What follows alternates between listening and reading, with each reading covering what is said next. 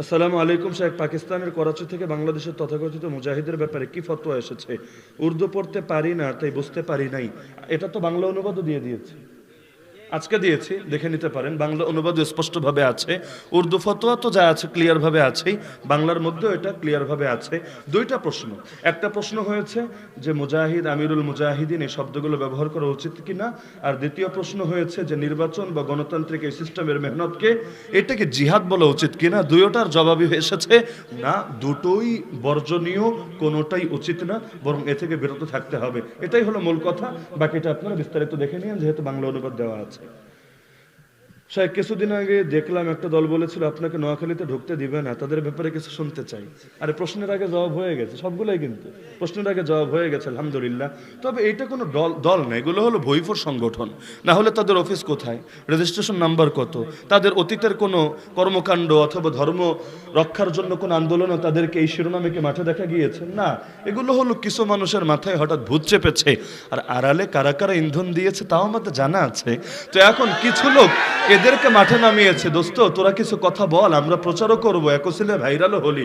কারণ এমন এক জামানে এসেছে, একজন আমার কয়দিন আগে, আপনারা চিনবেন, হেফাজতে ইসলামের এক গুরুত্বপূর্ণ দায়িত্বশীল আমাদের অত্যন্ত মহাব্বতের ভাই মাওলানা গাজী ইয়াকুব আমরা দুষ্টমি করে বলছো, সোমা ভাই আপনারা দেখি যে গালি দেয় সেই ভাইরাল, একটাও মিস নাই। আরে যে যারে কেউ চিনতো না, ও যদি গালি দেয় সেই ভাইরাল। তো দেখে তো আমার ঈর্ষা হচ্ছে, আমিও দিব না কি একটা গালি, তাহলে আমিও তো হয়ে যাব ভাইরাল। আমি বললাম আমিও তো বুঝি না যে গালির মধ্যে কি পাওয়ার আর কি কারিশমা আছে। গালি দিতে দেরি, গোটা জাতির সামনে ভাইরাল হতে দেরি না, তো কিছু না কিছু একটা তো আছে। তো এদেরকে ময়দানেও নামিয়েছে, আর কিছু গোপন প্রলোভনও দেখিয়েছে, এইটা কর, ভবিষ্যতে এই ফ্যাসিলিটিস পাবি ইনশাআল্লাহ। সাউফা তা'লামু ইযান কাশাফাল গুবারু আফারাসুন তাহতা রিজলিকা আম হিমারু। ইতিহাস কাউকে ক্ষমা করে না, সব দালালদের পরিচয় আর মুখোশ একদিন উন্মোচিত হবে ইনশাআল্লাহ। তবে আমার কাছে লজ্জা লেগেছে এই কারণে, কারণ নোয়াখালীতে আমার আজকে থেকে আসা যাওয়া নেই, যে চতুর্থ মাহফিল তো এটাই, তার মানে আরো 4 বছর, মাঝখানে 1 বছর তো আমি জেলেই, তো ওটা সহ মিলালে 5 বছর। তার মানে যেই সময় আমাকে গোটা বাংলাদেশ চেনে না, ওই সময় আমার নিয়মিত নোয়াখালীতে আনাগুন আলহামদুলিল্লাহ। তাহলে মহাব্বত তো আজকের না, মহাব্বত অনেক আগে। এবং আমার একটা ব্যক্তিগত মূলনীতি হলো, আমার সেই অখ্যাত জামানায় বা কম খ্যাতির জামানায়ও যারা মহাব্বত করতে একমাত্র আল্লাহর জন্য, আমি এই জামানায় আইসা যারা মহাব্বত করে, কারণ এখন সকলে আদর্শের জন্য করে না, অনেকে অনেক নিয়াতেই করে, বিভিন্ন ব্যাপার স্যাপার থাকে। আমি এই জামানার লোকদের চাইতে অধিকাংশ ক্ষেত্রে আগের মানুষদেরকে বেশি প্রাধান্য দেই, কারণ আগের মানুষগুলোর দিলটা যে খাঁটি, এটা আমার এই 2 চোখ সাক্ষী। এখন কেউ বলতে পারেন হুজুর তাহলে বেশি প্রোগ্রাম দেন না কেন নোয়াখালীতে? কারণ না হলে এই বছর অন্তত 200-300 ফোন গিয়েছে খালি নোয়াখালী থেকেই, কিন্তু মানুষ তো একজন, কয়টা দাওয়াতি ভাই রাখা সম্ভব? ইতিমধ্যে 400 মাহফিল খালি এই মৌসুমে করা লেগেছে, এই চলতি মৌসুমে আলহামদুলিল্লাহ 400 মাহফিল। তারপরও কয় জেলার মানুষকে সন্তুষ্ট করা যায়, কয় জায়গায় যাওয়া যায়? আবার এত প্রোগ্রাম করতে গিয়ে মাঝে 2-1টা ছুটেও যায়, এদিক সেদিকও হয়ে যায়, এগুলো নিয়েও কেউ কষ্ট পায়। তো আমার উসুল হলো যে যেই জায়গাগুলো আলহামদুলিল্লাহ একসময় গিয়েছি, মিল মাহাব্বাত আছে, মেহনত আছে, ওখানে আপাতত একটু কম গেলেও চলবে, আরও কিছু এলাকায়ও দাওয়াতটা পৌঁছে যাক না। আর যারা আগে ছিল তারা তো আছে, আগামীতেও থাকবে ইনশাআল্লাহ। না হলে আমার দিলের মধ্যে মহাব্বত কমেছে বিষয়টা এমন না।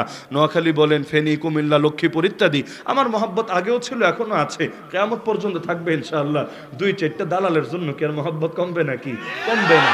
ওই চালের মধ্যেও ধানের মধ্যেও 2-1টা থাকে ডিস্টার্ব, এগুলোরে ফেলে দিতে হয়, ওগুলো নিয়ে এত সিরিয়াস হওয়ার কোনো ব্যাপার নাই। তো মহাব্বত আগেও ছিল, এখনো আছে, ইনশাআল্লাহ আগামীতেও থাকবে আল্লাহ চাইলে।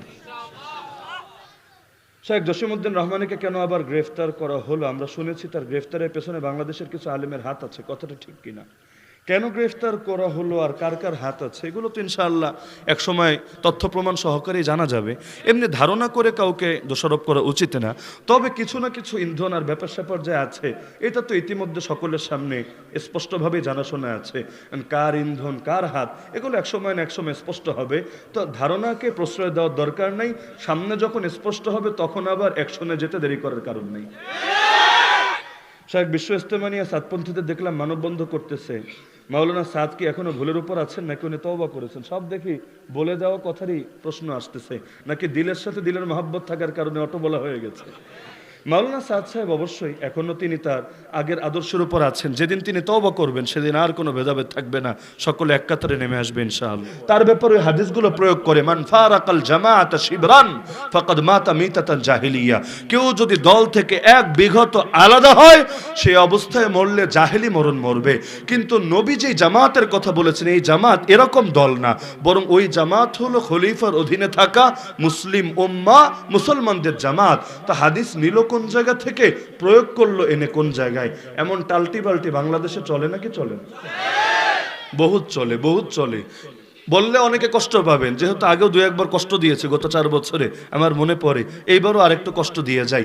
যেমন ধরেন ওই শহীদ নিয়ে যে উদাহরণ দিয়েছিলাম, মুজাহিদ খলিফাও যেহেতু বললাম, শহীদও বললাম, আমিরুল মুমিনিনও বললাম, এটা বাকি রেখে আর কি লাভ? বাকির নাম ফাঁকি, যা বলার বলে ফেলি। এখন আলটিমেটাম আরেকবার দিতে মনে চাইলে দিয়ে দেন, নোয়াখালীর জমিনই তো, যদি মনে চায় আগে 48 ঘন্টা দিয়েছে, এখন 72 ঘন্টা বা 24 আওয়ার্স দিবেন, লাভবাহিক, আমরা রেডি আছি, দিতে পারেন। এইসব সাহেব এগিয়ে চলেন, আল্লাহ আছে আপনার সাথে।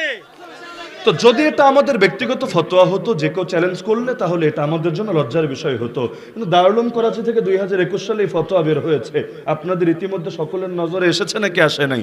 অবশ্যই এসেছে, যে কোন দল যারা ময়দানে জিহাদ করে না, কারণ জিহাদ শব্দটা বললে উরফে আমে, সাধারণ ব্যবহারে এর অর্থ হয় আল কিতালু ফি সাবিলিল্লাহ, আল্লাহর রাস্তায় যুদ্ধ। এর মানে ইসলামের জিহাদকে আমরা এটা সীমাবদ্ধ করে দিচ্ছি তা না, জিহাদের ব্যাপকতা আছে, কিন্তু প্রতিটা শব্দ শরিয়ার বিবেচনায় একটা মূল অর্থ থাকে আর একটা প্রাসঙ্গিক অর্থ থাকে। যেমন সলাত বললেই নামাজ বুঝবো, কিন্তু সলাত মানে দুরূদ বটে, ইন্নাল্লাহা ওয়া মালাইকাতাহু ইউসাল্লুনা আলান নবী ইয়া আইয়ুহাল্লাযীনা আমানু সাল্লু আলাইহি ওয়া সাল্লিমু তাসলিমা। এই বাক্যের অর্থ কি? আল্লাহ নামাজ পড়ে নবীর উপরে, ফেরেশতারা নামাজ পড়ে নবীর উপরে, মুসলমানরা তোরাও নামাজ পড় নবীর উপরে। নাউযুবিল্লাহ, এটা কেমনে সম্ভব? সম্ভবই তো না। তাহলে এখানে সলাত নামাজ অর্থে না, ভিন্ন অর্থে। তো অবশ্যই অবশ্যই অবশ্যই কোরআনে কোথাও কোথাও জিহাদ ভিন্ন অর্থে ব্যবহার হয়েছে, স্বীকার করছি আমি। কোরআনে 4টা আয়াতে জিহাদ শব্দ ঢালাও ভাবে আছে, ওয়াল্লাযীনা জাহাদু ফিনা ওয়াজাহিদহুম বিহি জিহাদান কাবীরা ওয়াজাহিদু ফিল্লাহি হাক্কা জিহাদি ইত্যাদি। মোট 4 আয়াতে জিহাদকে ব্যাপক অর্থে ব্যবহার করা হয়েছে। এমন কি এক জায়গায় ওয়া ইন জাহাদাকা আলা আন তুশরিকা বি মা লাইসা লাকা বিহি ইলমুন ফালা তুতিহুমা। আল্লাহ বলেন, তোর বাপ মা যদি তোর সঙ্গে জিহাদ করে, আমি আল্লাহর সঙ্গে শিরিক করা লাগবেই লাগবে, খবরদার বাপ মায়ের কথা শুনবি না। তাই বলে বেয়াদবিও করিস না। আসাহিবহুমা ফিদ দুনিয়া মারুফা, দুনিয়া যেই কয়দিন থাকবি ভালো আচরণ কর। তো এই হাদিসে বাপ মা শিরিকের জন্য চাপ দেওয়াকেও জিহাদ শব্দ বলা হয়েছে নাকি হয় নাই? আরে হয়েছে নাকি হয় নাই? এখন কোন পাগলের সাহস আছে বলবে তাহলে তো বিজেপি জিহাদ করছে, আরএসএস জিহাদ করছে, বজরং দল জিহাদ করছে, ইসকন জিহাদ করছে, খ্রিস্টান মিশনারিরা জিহাদ করছে। কারণ কোরআনে তো জিহাদ শব্দ এই অর্থে ব্যবহার করা হয়েছে। হয় নাই কে বলতে পারবে? পারবেন নাকি? আছে তো, এক জায়গায় না একাধিক জায়গায় আয়াতটা আছে, কোথাও আলা আন্তশরিকা, কোথাও লিতুশরিকা, কিন্তু জাহাদা শব্দ দিয়ে আছে। তা আল্লাহ জিহাদ শব্দ ব্যবহার করেছেন, আপনি বলেন না কেন? বলবে হুজুর আপনিও বোঝেন যে এটা সাধারণ ব্যবহার না, এটা একটা বিশেষ ব্যবহার, বিশেষ বিশেষই, সাধারণ সাধারণই। তো এখন ওই জিহাদ আল্লাহ ওটাকে বললেও আমরা বিজেপির মুজাহিদ বাহিনী বা মুজাহিদ দল বলবো না, অথবা আমরা নরেন্দ্র মোদীকে আমিরুল মুজাহিদিন বলবো না। যদিও শব্দ আছে, দলিল আছে, আমি স্বীকার করছি, 1000 বার করব, কিন্তু বলবো না। কেন? কারণ তখন এটা ভিন্ন অর্থে চলে যাবে। জিহাদ শব্দের মূল ধাতু হলো জিম হা দাল। এই শব্দ তো সহবাসের বেলায় ব্যবহার করা হয়েছে। নবী বলেন, ইদা জালাসা বাইনা শাবিহাল আরবাই ওয়া জাহাদা ফাকাদ ওয়াজাবাল গুসলু। স্বামী যদি স্ত্রীর 4 অঙ্গের মাঝে বসে জিহাদ করে, 4 অঙ্গ মানে হলো 2 হাত আর 2 পা, এর মাঝে কি আছে এটা আমার বলা লাগবে না, বিবাহিতরা জানেন, অবিবাহিতরা না বুঝলেও। তো এখন এই 4 অঙ্গের মাঝে বৈশাই হোক, শুয়েই হোক, যেমনই হোক, নবী বলছেন বসে যদি জিহাদ করে গোসলই ফরজ হয়ে যাবে। এই জিহাদ আবার কেমন জিহাদ যে জিহাদ করলে গোসলই করা লাগে? তাহলে তো যারা যারা গোসল করবে ফরজ গোসল, সবাইরে মুজাহিদ বলা অনিবার্য হয়ে যাবে। কি মানবেন নাকি আপনারা? মানবেন নাকি আপনারা? আচ্ছা, এই হাদিস তো আরো ক্লিয়ার, আল মুসলিমু মান সালিম আল মুসলিমুনা মিন লিসানিহি ওয়া ইয়াদি। মুসলমান সে যার জবান থেকে আর হাত থেকে অন্য মুসলমানরা নিরাপদ থাকে। কালেমা তো আর পড়া লাগবে না, তাই না? যাক, হিন্দু যদি কাউরে গালি না দেয়, না পিঠায়, ওরে মুসলমান বলা লাগবে, হাদিসে আছে।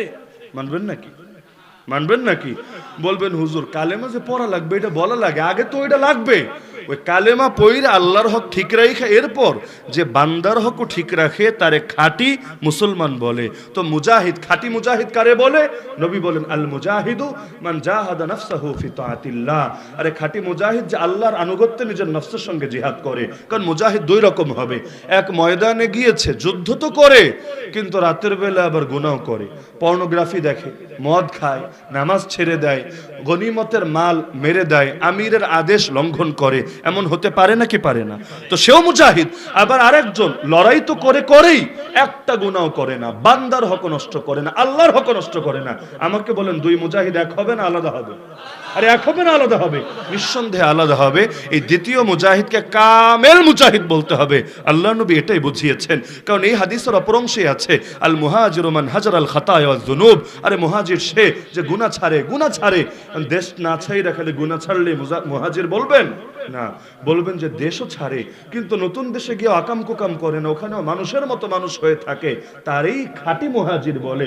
আর যে দেশ ছেড়েছে, পাপ ছাড়ে নাই, ওরে পুরোপুরি খাঁটি মুহাজির বলা যায় না, ও কিছুটা ভেজালের মধ্যে রয়ে গেছে, এটাই তো অর্থ। তো দারুল উলুম করাচি থেকে স্পষ্ট ফতোয়া দিয়েছে এভাবে মুজাহিদ নামে দল বানানো, দল নেতাকে আমিরুল মুজাহিদিন বলা উচিত না, এটা বর্জনীয়। 2021-এর ফতোয়া, আজকে 2024-এর ইতিমধ্যে ফেব্রুয়ারি মাস চলে এসেছে, কিন্তু ফতোয়ার জায়গায়, দলের জায়গায়। কারো মনেই হয় না এই ফতোয়াটা গ্রহণ করা উচিত। আর যদি গ্রহণ না করা হয় তাহলে এর পক্ষেও দলিল দেওয়া উচিত, এটাই তো যুক্তির কথা। কিন্তু যুক্তির মোকাবেলায় যুক্তি না দিয়ে কেউ যদি খেপে যায়, তাহলে ডাল মে কুছ কালা হ্যায় এমনটা কিছু বুঝে আসে। মহিলা মাদ্রাসা নিয়ে আমরা কিছু মন্তব্য করেছিলাম, আপনাদের মনে থাকার কথা।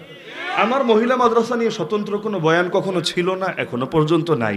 ওখানে বয়ান ছিল ভিন্ন একটা বিষয়। বয়ানের মাঝে উদাহরণ হিসাবে সম্ভবত 1.5 মিনিট হবে, 1.5-2 মিনিটের মতো হালকা কিছু মন্তব্য উদাহরণ হিসাবে এসেছে। কি উদাহরণ? যে যেখানে ইসলামে ফিতনার আশঙ্কায় নারীদের ব্যাপারে এত সতর্কতা অবলম্বন করা হয়েছে, মসজিদে পর্যন্ত আনতে নিষেধ করা হয়েছে, এই ফতোয়া খালি ইমাম আবু হানিফার না, আম্মা জান আয়েশা রাদিয়াল্লাহু আনহা তিনি বলেন আজকের যুগের নারীদেরকে যদি রাসূল দেখতো, আজকের যুগ মানে 2024 না, কোন যুগ? সাহাবী যুগ। আজকের যুগের নারীদেরকে যদি রাসূল দেখতো, তাদেরকে মসজিদে আসতে নিষেধ করে দিত। তা আমাদের দাবি ছিল এটা, যেখানে মসজিদের ব্যাপারে, আসার ব্যাপারে এত সতর্কতা, অথচ নামাজের চাইতে গুরুত্বপূর্ণ কোনো বিধান হবে না, হতে পারে না। এখানেই যদি এত সতর্কতা, এমন কি ওয়াজ মাহফিলের ব্যাপারে আমাদের ওলামায়ে কেরাম কত রকম সতর্কতা অবলম্বন করেন। প্রজেক্টর নিয়ে ফতোয়া আছে নাকি নাই? তারপর অনেক জায়গায় মহিলাদের নিয়ে আলাদা প্রোগ্রাম করে, পুরুষের সাথে মিলিয়ে আলাদা প্যান্ডেলে আনে না, দিনের বেলা সকালবেলা তাদেরকে বয়ান দিয়ে বিদায় করে দেয়, কিন্তু রাত বিরাতে, রাত 12টা 1টা 2টা পর্যন্ত নারীরা থাকবে, তারপর বাড়িতে যাবে, এটা পর্যন্ত অধিকাংশ জায়গায় পছন্দ করে না। যার কারণে আমার নজর এটাই বলে, অধিকাংশ জায়গায় নারীদের জন্য আলাদা আয়োজন করে আলাদাভাবেই বিদায় করে, পুরুষের সাথে মিক্স ঘটায় না, না হলে বহুত ফিতনায় জামানায় হয়ে থাকে। এই প্রসঙ্গে বলেছিলাম যে মাদ্রাসাগুলোর ব্যাপারে আমাদের আকাবিরা কত সতর্কতা অবলম্বন করেছেন, যার কারণে এখন দেখা যাচ্ছে মাঝে মধ্যে যে দুর্ঘটনা ঘটছে। কেন?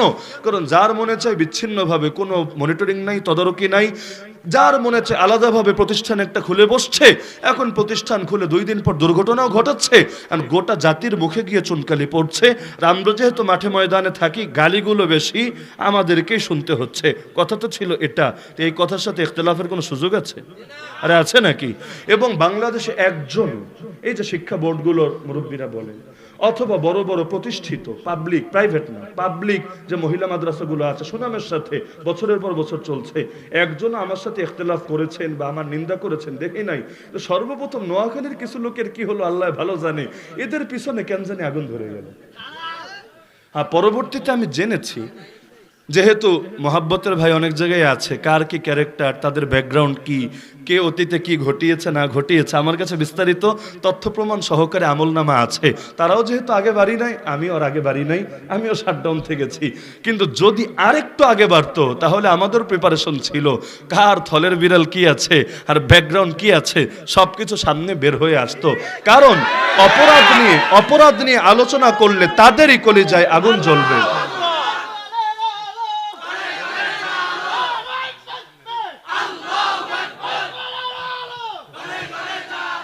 অপরাধ নিয়ে আলোচনা করলে তাদের ভেতরে আগুন জ্বলবে যারা অপরাধে জড়িয়ে আছে। তা আমার পুরো আলোচনার খোলাসা এক জায়গায়, ইসলামকে হেফাজত করতে চাইলে ইসলামের প্রতিটা বিধান এবং প্রতিটা পরিভাষাকে হেফাজত করতে হবে, না হলে কাদিয়ানীরা যেভাবে ইসলাম বরবাদ করেছে এই পরিণতি বারবার বারবার সামনে আসবে। কাদিয়ানীদের পাপ কি রে ভাই? ওরা কি খাতমে নবুয়ত মানে না? খাতামুন নবীন আয়াত স্বীকার করে না? করে। খাতামুন নবীন আয়াত মানে, খাতমে নবুয়ত মানে, কিন্তু সেই ব্যাখ্যায় মানে না যেই ব্যাখ্যায় আপনারা মানেন। শব্দ মানে, ব্যাখ্যা খালি পাল্টে দিয়েছে। এখন আপনারা সকলে একমত ওরা মুসলমানই নাই, ওরা মুরতাদ হয়ে গেছে। সুতরাং ইসলামকে হেফাজত করতে চাইলে ইসলাম দাঁড়িয়েই আছে কিছু বিধানের উপর, কিছু পরিভাষার উপর। এই পরিভাষাগুলো যদি টিকাতে না পারেন ইসলাম ঠিক থাকবে না। পর্দা ইসলামের একটা পরিভাষা নাকি পরিভাষা না? আর যদি কেউ এটাকে বিকৃত করে মনের পর্দাই বড় পর্দা, বাইরের পর্দা লাগে না, ইসলাম থাকবে না বিকৃত হবে। একইভাবে জেন্ডারের সাথে ইসলামের বিধানের সম্পর্ক আছে নাকি নাই? পুরুষ হলে আলাদা বিধান, নারী হলে আলাদা বিধান। খুনসা যদি হিজরা হয়, হিজরা মানে হইল পুরুষের তো আছে একটা, মহিলারও একটা, হিজরাদের জিনিস আছে দুইটা। তবে দুইটা থাকলেও কোনোটাই কামেন না, তার নামই হিজরা। না হতে পারে আব্বা, না হতে পারে আম্মা। এখন এই খুনসাদেরকে নিয়ে আলাদা বিধান আছে নাকি নাই? আপনারা কুদুরি খুলেন, বেশি দূর যাওয়া লাগবে না, মুখতাসরুল কুদুরি খুলেন, আলাদা অধ্যায় পাবেন কিতাবুল খুনসা এই নামে। তো ইসলামের সাথে জেন্ডারের সম্পর্ক আছে নাকি নাই? এন্ড কেউ যদি এসে ট্রান্সজেন্ডারদের মতো নতুন সংজ্ঞা আবিষ্কার করে, মনের লিঙ্গই বড় লিঙ্গ, বাইরের লিঙ্গ ব্যাপার না। ট্রান্সজেন্ডারবাদের মূল কথা কিন্তু এটাই। ট্রান্সজেন্ডার সার্জারি করেই হোক, হরমোন ঢুকিয়েই হোক, যেভাবেই হোক, মূল কথা এটা, মনের লিঙ্গই বড় লিঙ্গ, বাইরের লিঙ্গ ব্যাপার না। আরে মনে মনে যদি সব চলে, মনোরোগ কাকে বলে? আরে তোর রোগ হয়েছে, চিকিৎসা তোরে না করতে হবে, আর নিজেও রোগী হয়েছিস, আমাদেরকেও রোগী বানাবি, এটা তো মেনে নেওয়া যায় না।